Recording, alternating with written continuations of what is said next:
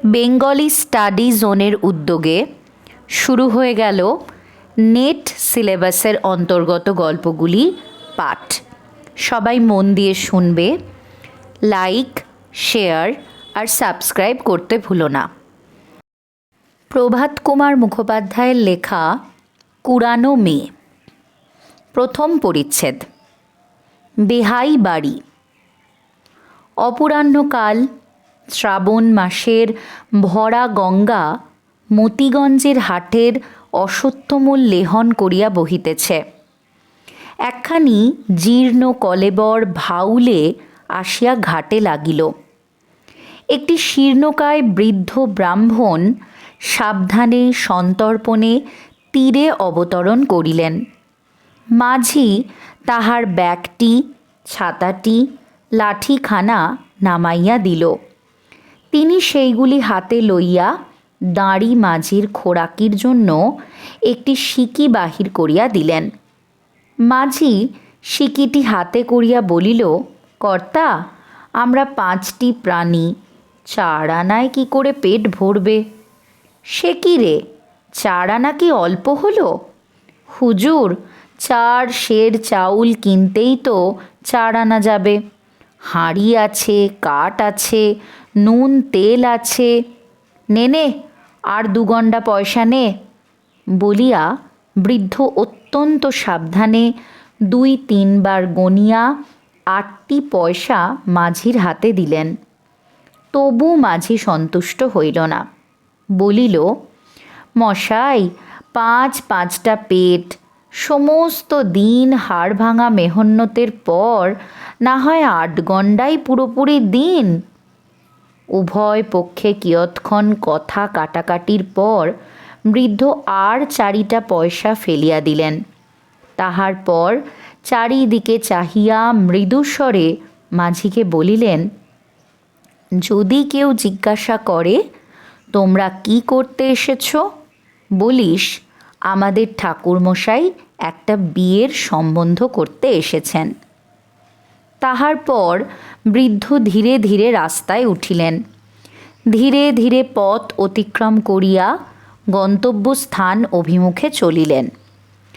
দোকানি পশারিরা এই নূতন লোকটির পানে মুহূর্তের জন্য কৌতূহলপূর্ণ দৃষ্টি নিক্ষেপ করিয়া আবার স্ব কার্যে মন দিল। বৃদ্ধের নাম সীতানাথ মুখোপাধ্যায়, নিবাস নবগ্রাম। সকাল বেলায় লিখিতে বসিয়াছি, অদৃষ্টে কি আছে বলিতে পারি না। নবগ্রামে কেহ আহারের পূর্বে এই বৃদ্ধের নামোচ্চারণ করে না।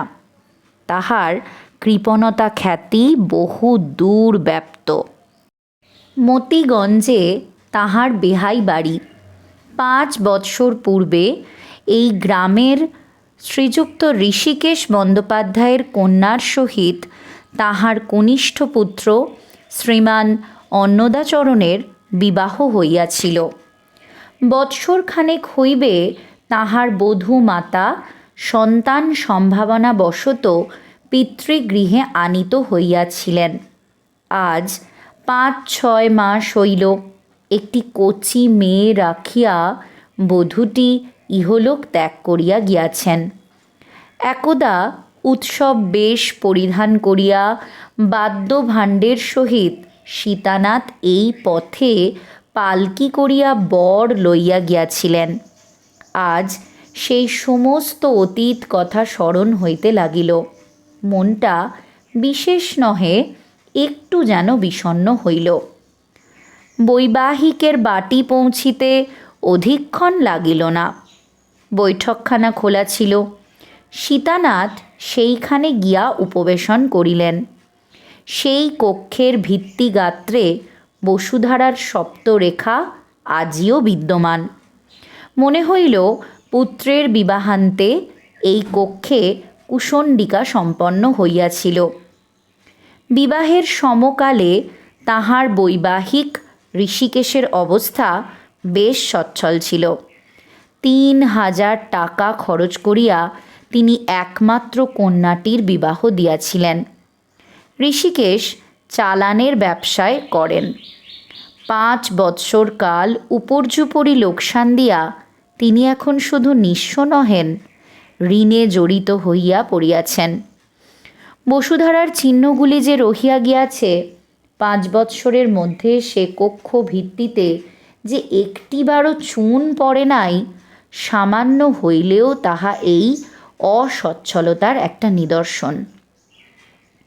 এক ছোঁড়া চাকর বাহিরে বাগানের বেড়া বাঁধিতে বাঁধিতে সীতানাথের প্রতি আর চোখে চাহিতেছিলেন। বোধহয় ভাবিতেছিল বুড়ো নিশ্চয়ই তামাক চাহিবে এবং তামাক সাজিতে গিয়া নিশ্চয়ই সে 2 টান টানিয়া লইবে। বেচারি নূতন তামাক খাইতে শিখিয়াছিল, ধূম পিপাসাটা তখন তাহার অত্যন্ত বলবতী। কিন্তু সীতানাথের দৃষ্টি তাহার উপর পতিত হইবা মাত্র তিনি বলিলেন, ওহে, বাবুকে একবার খবর দাও, নগাঁয়ের সীতানাথ মুখুজ্জে এসেছেন। আশাহত বালক এ অনুরোধে বাক্যমাত্র ব্যয় না করিয়া নীরবে আগন্তুকের প্রতি একবার চাহিল।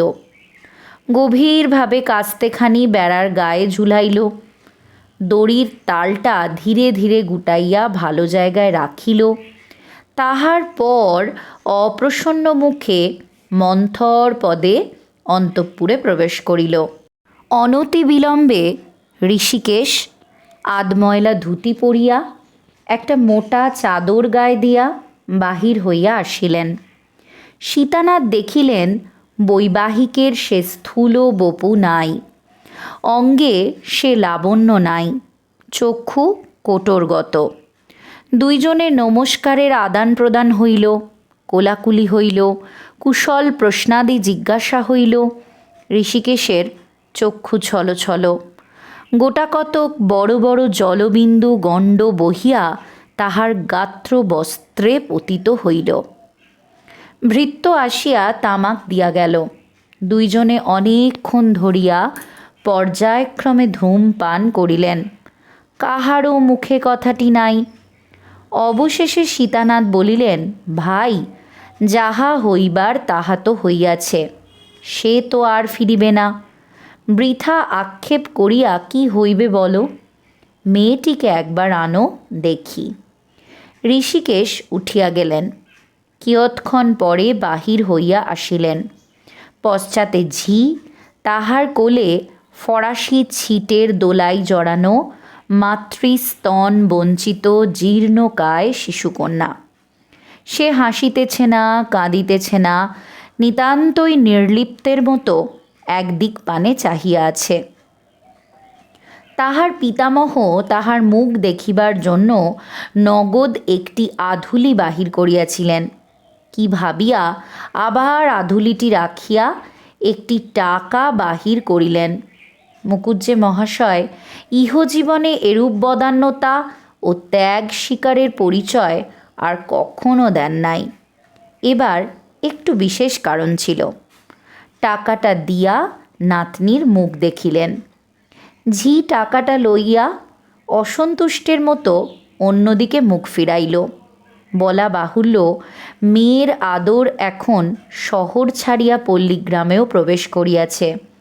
কলেজের নব্য বাবু শ্বশুরালয়ে গিয়া গিনি দিয়া প্রথমা কন্যার মুখ দেখিলে পাড়ার লোক সেটাকে বাড়াবাড়ি বলিয়া আর হাস্য করে না।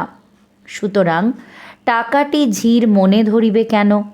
সে ভাবিল, মর মিনসে, এত কষ্টের প্রথম মেয়েটি, আহা, তাতে আবার মা মরা, একটু সোনা জুটল না মুখ দেখতে। ক্রমে অন্ধকার হইল।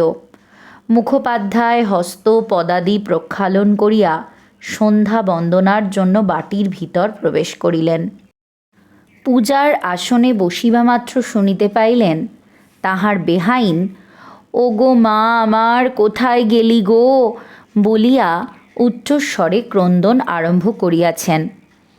মাতৃহৃদয়ের সেই উচ্ছ্বসিত শোকার্ত রবে সন্ধ্যা দেবী যেন শিহরিয়া উঠিলেন। ঋষিকেশের চক্ষু হইতেও ঝরঝর করিয়া জল পড়িতে লাগিল। সীতানাথ মূঢ়ের মতো পূজার আসনে বসিয়া রহিলেন। মধ্যে মধ্যে কেবল মাথা নাড়িয়া বলিতে লাগিলেন, হা নারায়ণ, কি করিলে? কান্না থামিলে সীতানাথ সন্ধ্যাহ্নিক শেষ করিলেন। তাহার পর জলযোগে বসিলেন, কিন্তু তাহার মনের ভিতরটা কে যেন টিপিয়া ধরিয়া থাকিল। যে কাজের জন্য এতখানি গঙ্গা পথ অতিক্রম করিয়া আসিয়াছেন, তাহার সম্বন্ধে তো এখন পর্যন্ত একটি কথাও বলা হইল না। বৈকাল হইতে কতবার বলি বলি করিয়া আর বলিতে পারেন নাই। শেষকালে স্থির করলেন, দুর্ভোগ্যে কাল সকালেই বলবো, রাত্রিতে কোনো মতে কাটিয়ে দিই। আহারান্তে বৈঠকখানাতেই তাহার শয্যা প্রস্তুত হইল। ঋষিকেশ রাত্রির মতো বিদায় গ্রহণ করিলেন। পূর্ব কথিত ভৃত্য বালক সেই ঘরেই একপাশে কম্বল পাতিয়া শুইল। দুশ্চিন্তায় সমস্ত রাত্রি ব্রাহ্মণের নিদ্রা হইল না। যে কাজের জন্য আসিয়াছেন তাহা সফল হইবে কি হইবে না, এই ভাবিয়া ভাবিয়াই রাত্রি কাটিল। তামাক সাজিতে সাজিতে চাকর ছোড়ার প্রাণান্ত হইল। রাত্রি ৩টের সময় যখন সীতানাথ তামাক সাজিবার জন্য আবার তাহাকে জাগাইলেন, তখন সে বলিল, তামুক আর নেই ঠাকুর, সব ফুরিয়ে গিয়েছে। বেগতিক দেখিয়া শেষবারে তামাক সাজিবার সময় সে বাকি তামাকটুকু জানালা গলাইয়া বাহিরে ফেলিয়া দিয়াছিল। প্রভাত কুমার মুখোপাধ্যায়ের গল্প কুড়ানো মেয়ে, ২য় পরিচ্ছেদ, কার্যোদ্ধার। সকাল হইলে দুর্গা দুর্গা বলিয়া সীতানাথ গাত্রোত্থান করিলেন। বৈবাহিকের সঙ্গে সাক্ষাৎ হইল। ধূমপান করিতে করিতে সীতানাথ স্থির করিলেন, এইবার বলি। মনোমতো অভিপ্রায় ব্যক্ত করিবার সূচনাটা এইরূপ হইল। বেহাই মশাই, অদৃষ্ট ছাড়া তো আর পথ নেই। আমাদের যা অদৃষ্টে ছিল তা কে খণ্ডন করবে বলো? আমার আর 4টি বউ আছে, কিন্তু ছোট বৌমা যেমন ছিলেন তেমনই কেউ নয়। আমার এত গুণের বউকে গিন্নি দেখে যেতে পাননি, সেই দুঃখই চিরকাল থাকবে। মার আমার যেমন রূপ তেমনই গুণ ছিল। তার গুণে পশু পক্ষী পর্যন্ত বশ হয়েছিল। বাড়িতে রাঙি বলে একটা গাই আছে, এমনি বজ্জাত, তার ত্রিসীমানায় কেউ যেতে পারে না। শিং পেতে গুঁতোতে আসে। কেবল ছোট বৌমা কাছে গেলে সে কিছু বলতো না। যায় যায় ঝগড়া কলহ, এত চিরদিন সকল সংসারে চলে আসছে। কিন্তু আমার অন্য বউরা ছোট বৌমাকে নিজেদের সহোদরা ভগ্নীর মতো মনে করতেন। দুঃসংবাদটা শুনে বড় বৌমা একেবারে আছাড় খেয়ে পড়েছিলেন। 3 দিন 3 রাত্রি জলস্পর্শ করেননি। আজও বললেন, আমার পেটের সন্তান গেলে এতটা হতো না।